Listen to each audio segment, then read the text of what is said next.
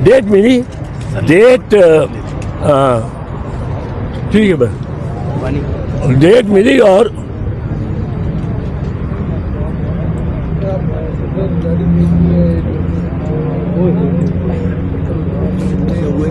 ये रोजेदारों से बाजरस। अच्छा जी, डेट मिली, वो मिल गई है, वो हाई कोर्ट अनाउंस करेगा। हमें ये खदशा था कि हमने जो आज बहस की है उससे ये मतलब ना लिया जाए कि हम एडजर्नमेंट मांग रहे हैं। एक होता ना, एक दिन कोई नया ड्रामा कर दो, आज एजाज हसन को ले आओ तो केस आगे चला जाएगा। मैंने जजेस को बताया कि मेरे से बर्दाश्त नहीं हुआ। मुझे कई दफ़ा इमरान ने कहा अपनी पार्टी में आओ, हर तरह, मेरा दोस्त है। तो मैंने कहा जब ये उसकी आंख का पता लगा तो मैं बड़ा बेचैन था। तो मैं कल परसों ही आ गया इस्लामाबाद, और मैंने अलीमा से और रानी और रुज़मा से, इनसे मैंने कांटेक्ट किया। वो तय हो गया कि आज मैं पेश हूँगा।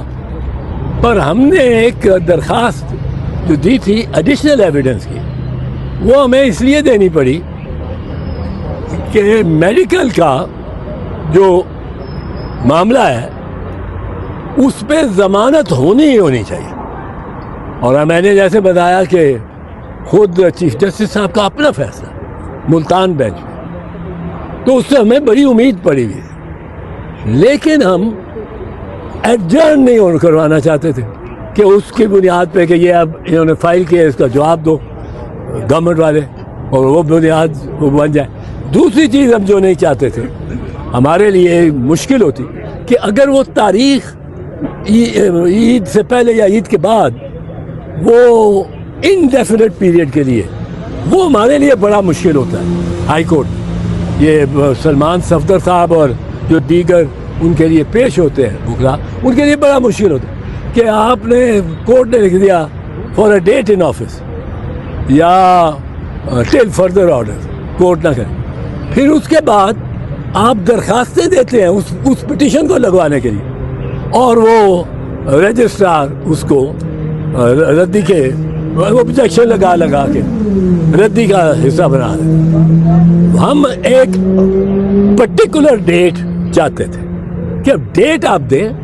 हम अगर 10 दिन हमें उसमें डिले भी पड़ जाती है, तो हम चूंकि ये चाहते हैं कि जल्द अज जल्द उसकी आंख का मसला वो तय हो और उसका इलाज हो।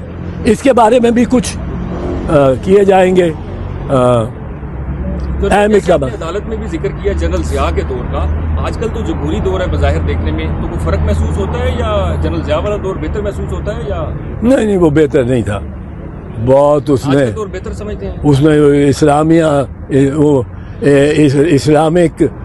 इस्लामी हर चीज़ को वो इस्लाम मुशर्रफ ब इस्लाम करना की जो सूझी ना, इस्लामाइजेशन ऑफ पाकिस्तान, उसमें मैंने एक मजमून भी लिखा था। उसमें एक इजिप्शियन स्कॉलर ने आके पढ़ा कि जो पानी को बॉयल करने का जो है, बॉयल करने का उस पे, अच्छा उन्होंने लिखा, उसके कॉन्फ्रेंस का नाम था Islamic science conference, Islamic science conference. अब मैंने लिखा कि इस्लामिक साइंस क्या है?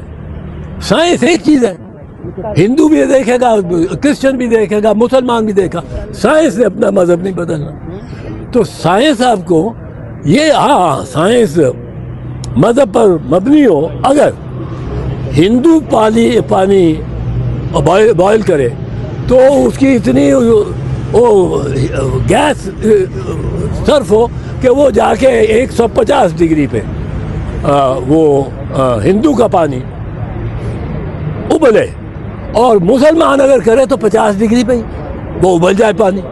फिर तो हमने कहा कि कोई हिंदू साइंस और कोई इस्लामिक साइंस, कोई क्रिश्चियन साइंस कोई होगी। अब उसमें ज़ियाउल हक के दौर में जो मैं आपको बता रहा था, ये एक कॉन्फ्रेंस की गई, इस्लामिक साइंस कॉन्फ्रेंस, और उस तरह के मामलात